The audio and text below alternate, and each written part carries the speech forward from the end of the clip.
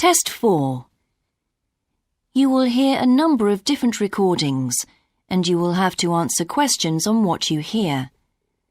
There will be time for you to read the instructions and questions, and you will have a chance to check your work. All the recordings will be played once only. The test is in 4 sections. At the end of the test, you will be given 10 minutes to transfer your answers to an answer sheet. Now turn to Section 1.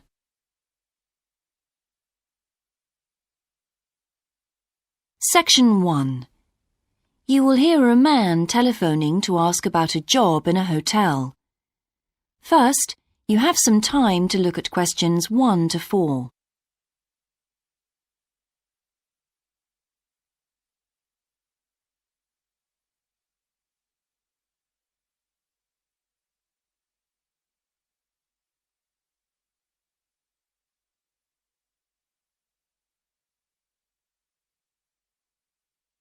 You will see that there is an example that has been done for you. On this occasion only, the conversation relating to this will be played first. Hello, West Bay Hotel. Can I help you? Oh, good morning. I'm ringing about your advertisement in the Evening Gazette. Is that the one for temporary staff? That's right. The advertisement is for temporary staff, so temporary has been written in the space. Now we shall begin. You should answer the questions as you listen, because you will not hear the recording a second time. Listen carefully and answer questions 1 to 4. Hello, West Bay Hotel. Can I help you? Oh, good morning. I'm ringing about your advertisement in the Evening Gazette. Is that the one for temporary staff? That's right. Yes, I'm afraid the person who's dealing with that isn't in today, but I can give you the main details if you like. Yes, please. Could you tell me what kind of staff you're looking for? We're looking for waiters at the moment. There was one post for a cook, but that's already been taken. Oh, right. What are the hours of work? There are 2 different shifts. There is a day shift from 7 to 2 and a late shift from 4 till 11. And can people choose which one they want to do? Not normally, because everyone would choose the day shift, I suppose. You alternate from one week to another. OK, I'm just writing all this down. What about time off? You get 1 day off, and I think you can negotiate which one you want. It's more or less up to you, but it has to be the same one every week. Do you know what the rates of pay are? Yes, I've got them here. You get £5.50 an hour, and that includes a break. Do I have to go home to eat, or...? You don't have to. You can get a meal in the hotel if you want to, and there's no charge for it, so you might as well. Oh, good. Yes, so let's see. I get £231 a week. You'd also get tips. Our guests tend to be quite generous. Before you hear the rest of the conversation, you have some time to look at questions 5 to 10.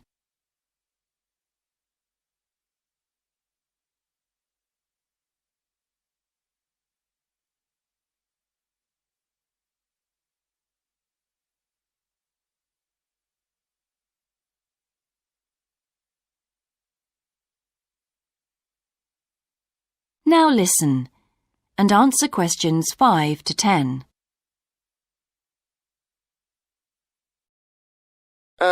Is there a uniform? What about clothes? Yes, I forgot to mention that. You need to wear a white shirt, just a plain one, and dark trousers. You know, not green or anything like that. And we don't supply those. That's okay, I've got trousers. I just have to buy a couple of shirts. What about anything else? Do I need a waistcoat or anything? You have to wear a jacket, but the hotel lends you that. I see. One last thing. I don't know what the starting date is. Just a minute. I think it's sometime around the end of June. Yes, the 28th, in time for the summer. That's great. I'm available from the 10th. Oh, good. Well, if you can call again, you need to speak to the service manager. Her name's Jane Irwin. That's Urwin. And she'll probably arrange to meet you. OK, and when's the best time to ring? Could you call tomorrow? She usually starts checking the rooms at midday, so before then if you can, so she'll have more time to chat. I'll just give you her number because she's got a direct line. Thanks. It's 832-009. 823-009. 832. Oh, OK. Yes, I'll do that. And by the way, she will ask you for a reference, so you might like to be thinking about that. You know, just someone who knows you and can vouch for you. Yes, no problem. Well, thanks very much for your help. You're welcome. Bye. Bye. That is the end of section 1. You now have half a minute to check your answers.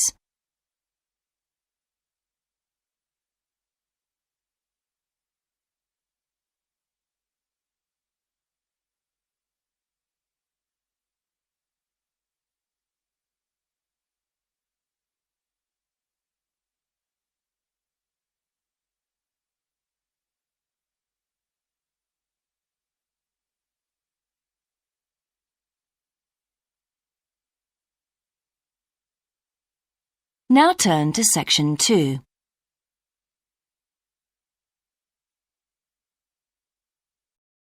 Section 2. You will hear a man being interviewed on local radio about a plan to improve a suburb called Red Hill. First, you have some time to look at questions 11 to 13.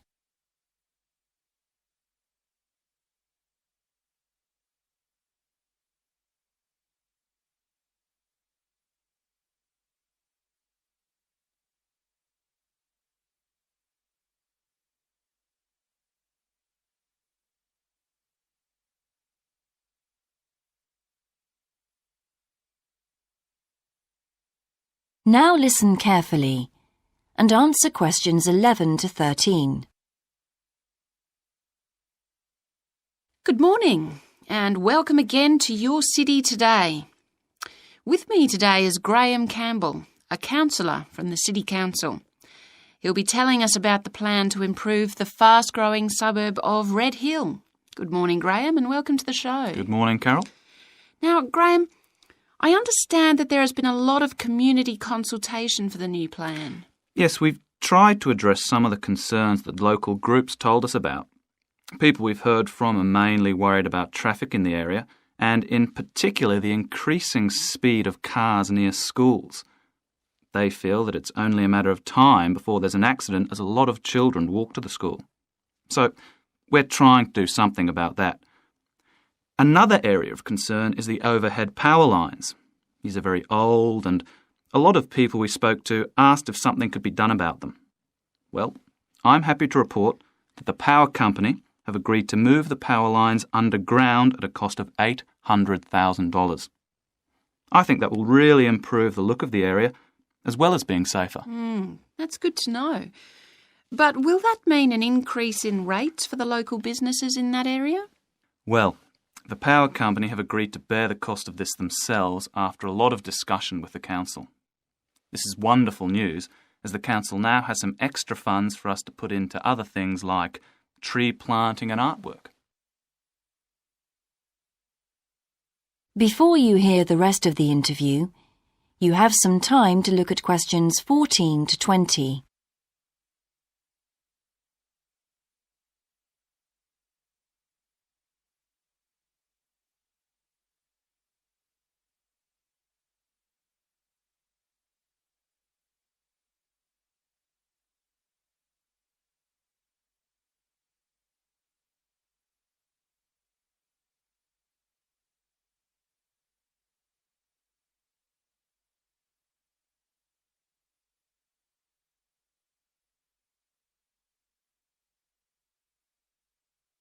Now listen and answer questions 14 to 20. Now, we've also put together a map which we've sent out to all the residents in the area. And on the map we've marked the proposed changes. Firstly, we'll plant mature pine trees to provide shelter and shade just to the right of the supermarket in Days Road. In order to address the traffic problems, the pavements on the corner of Carberry and Thomas Street will be widened. This will help to reduce the speed of vehicles entering Thomas Street. We think it's very important to separate the local residential streets from the main road, so the roadway at the entrance to Thomas Street from Days Road will be painted red. This should mark it more clearly and act as a signal for traffic to slow down. One way of making sure that the pedestrians are safe is to increase signage at the intersections.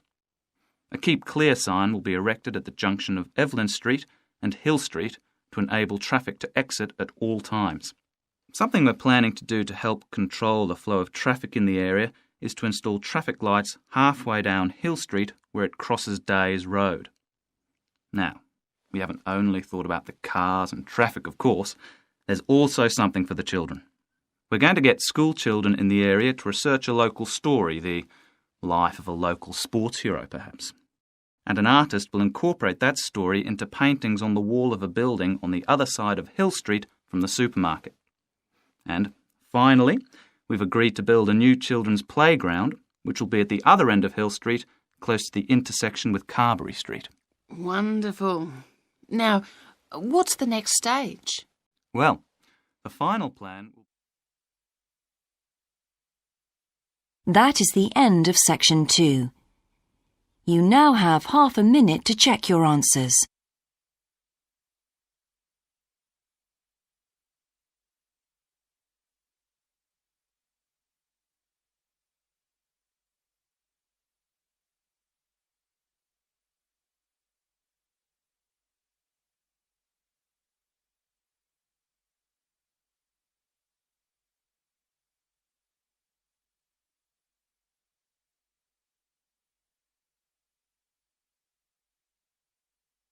Now turn to section 3.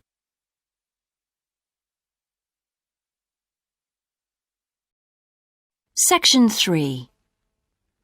You will hear two students called Dan and Jeannie discussing their studies at university. First, you have some time to look at questions 21 to 26.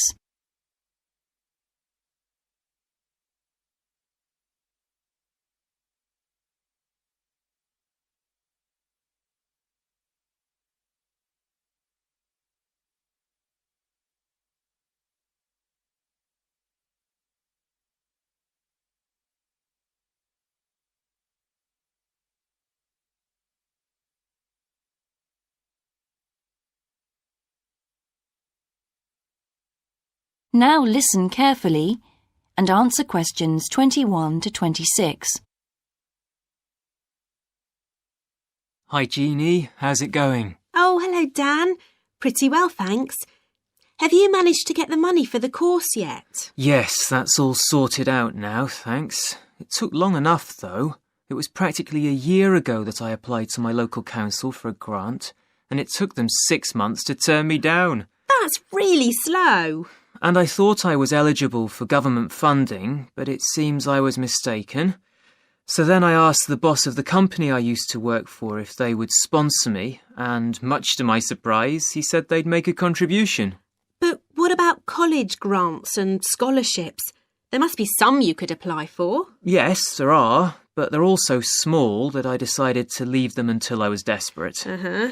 And in fact, I didn't need to apply. My parents had been saying that as I already had a job, I ought to support myself through college. But in the end, they took pity on me, so now I've just about got enough. That's good. So now I can put a bit of effort into meeting people. Haven't had time so far. Any suggestions? What about joining some college clubs? Oh, right. You joined several, didn't you? Yes, I'm in the drama club. It's our first performance next week, so we're rehearsing frantically, and I've got behind with my work, but it's worth it. I'm hoping to be in the spring production too. I've never liked acting. Are you doing anything else? I enjoyed singing when I was at school, so I joined a group when I came to college. I don't think the conductor stretches us enough, though, so I'll give up after the next concert. And I also joined the debating society. It's fun, But with all the rehearsing I'm doing, something has to go, and I'm afraid that's the one. Do you do any sports? Yes, I'm in one of the hockey teams. I'm not very good, but I'd really miss it if I stopped. I decided to try tennis when I came to college, and I'm finding it pretty tough going. I'm simply not fit enough. Nor me. I think I'll give that a miss. I'm hoping it'll help me to build up my stamina, but it'll probably be a long haul. Good luck. Thanks. How are you finding the course? I wish we had more seminars. What? I'd have thought we had more than enough already. All those people saying clever things that I could never think of. It's quite interesting, but I wonder if I'm clever enough to be doing this course. I find it helpful to listen to the other people. I like the way we're exploring the subject and working towards getting insight into it. How do you get on with your tutor? I don't think I'm on the same wavelength as mine, so I feel I'm not getting anything out of the tutorials. It would be more productive to read a book instead. Oh, mine's very demanding. She gives me lots of feedback and advice, so I've got much better at writing essays. And she's helping me plan my revision for the end-of-year exams. Do tell me, I always struggle with revision. Before you hear the rest of the discussion, you have some time to look at questions 27 to 30.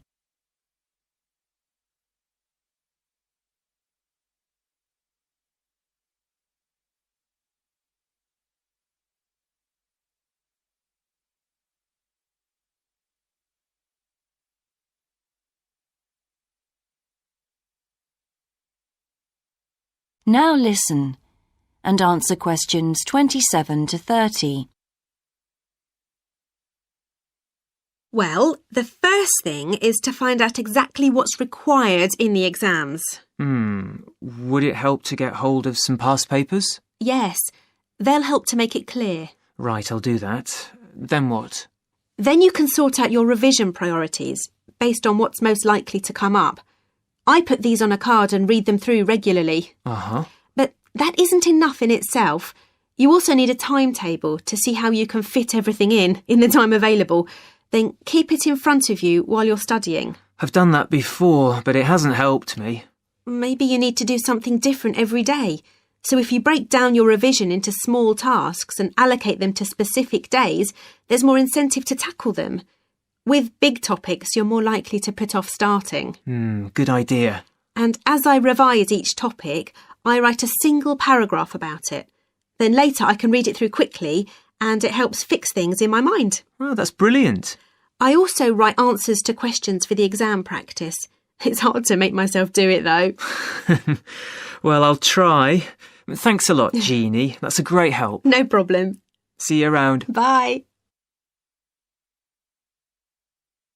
That is the end of section 3. You now have half a minute to check your answers.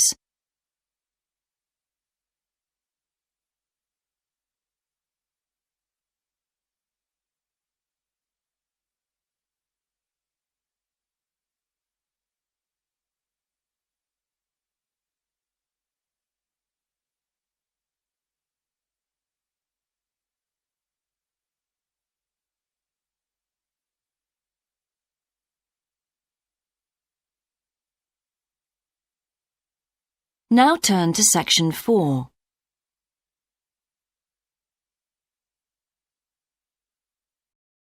Section 4. You will hear a lecturer giving a talk about Australian rock art to a group of archaeology students. First, you have some time to look at questions 31 to 40.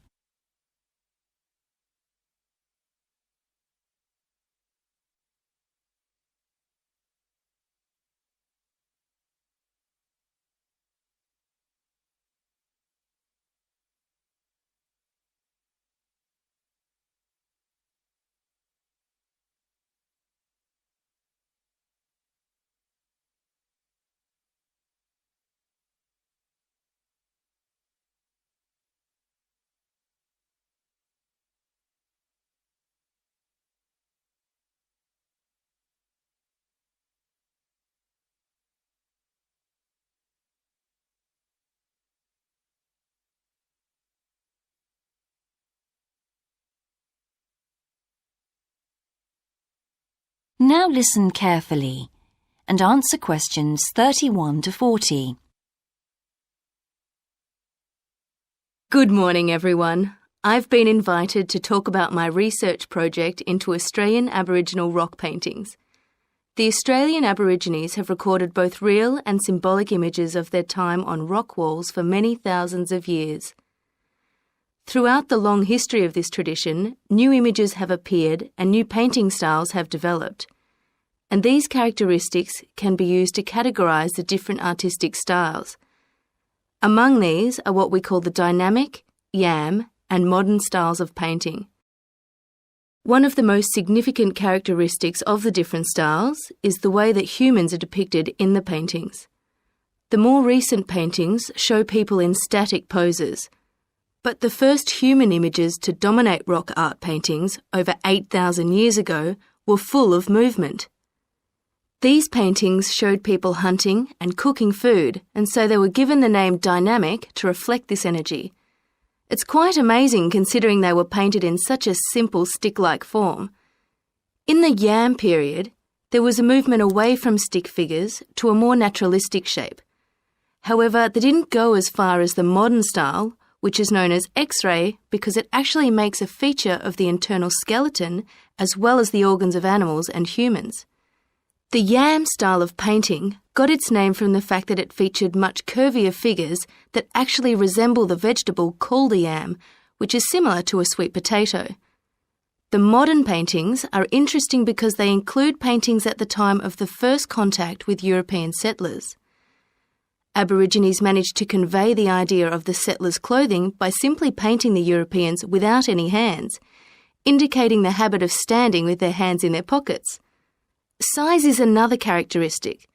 The more recent images tend to be life-size or even larger, but the dynamic figures are painted in miniature. Aboriginal rock art also records the environmental changes that occurred over thousands of years. For example, we know from the dynamic paintings that over 8,000 years ago, Aborigines would have rarely eaten fish and sea levels were much lower at this time. In fact, fish didn't start to appear in paintings until the Yam period, along with shells and other marine images. The paintings of the Yam tradition also suggest that during this time, the Aborigines moved away from animals as their main food source and began including vegetables in their diet, as these feature prominently. Freshwater creatures didn't appear in the paintings until the modern period from 4,000 years ago.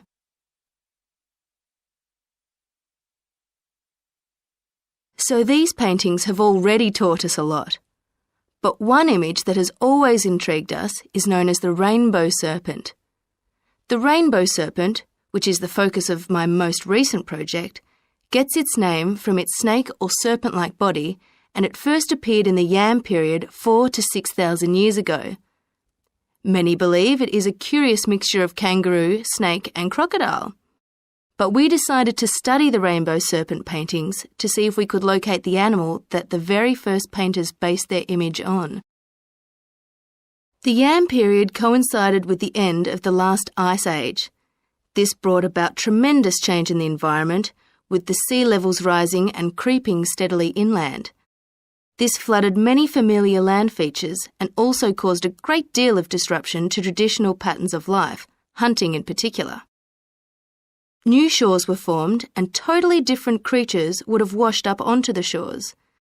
We studied 107 paintings of the rainbow serpent and found that the one creature that matches it most closely was the ribboned pipefish, which is a type of seahorse.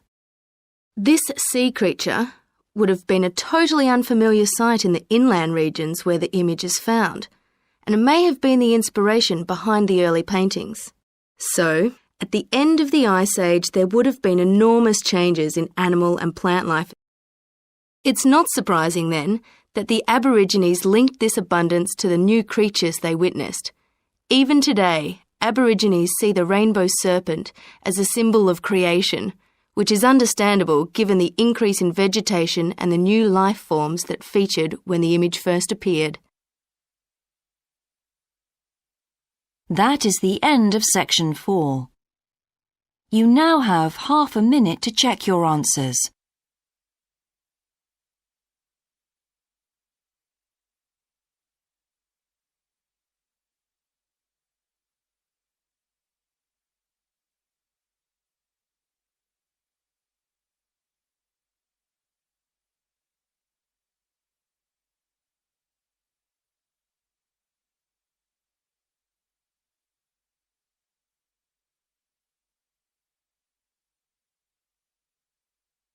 That is the end of the listening test. In the IELTS test, you would now have 10 minutes to transfer your answers to the answer sheet.